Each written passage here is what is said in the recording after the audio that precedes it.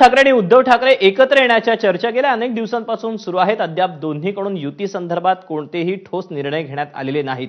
अशातच आमदार आदित्य ठाकरेंनी मोठं विधान केलं. महाराष्ट्र हितासाठी जे सोबत येतील आम्ही त्यांच्यासोबत राहू असं आदित्य ठाकरे म्हणाले. आमचं राजकारण सेटिंगचं नाही तर स्वच्छ मनाने एकत्र यायचा विचार आम्ही करत असल्याचं आदित्य ठाकरेंनी म्हटलं.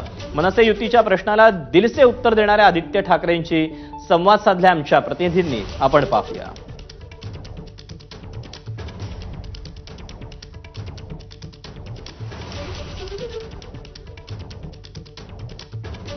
एक आहे की उद्धव साहेबांनी प्रतिसाद दिला होता आणि महाराष्ट्र हितासाठी जे कोणी सोबत येतील साफ मनाने येतील त्यांना आम्ही पुढे घेऊन चालायला तयार होते. उद्धव साहेबांनी सांगितलं होतं 7 प्रतिसाद टाळी दुसरी टाळी हे सगळं चालू असतं, पण आम्ही महाराष्ट्र हिताचं बोलतोय, कुठेही सेटिंगचं राजकारण करणार नाही.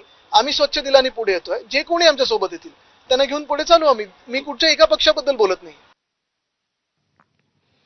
राज्याचे उपमुख्य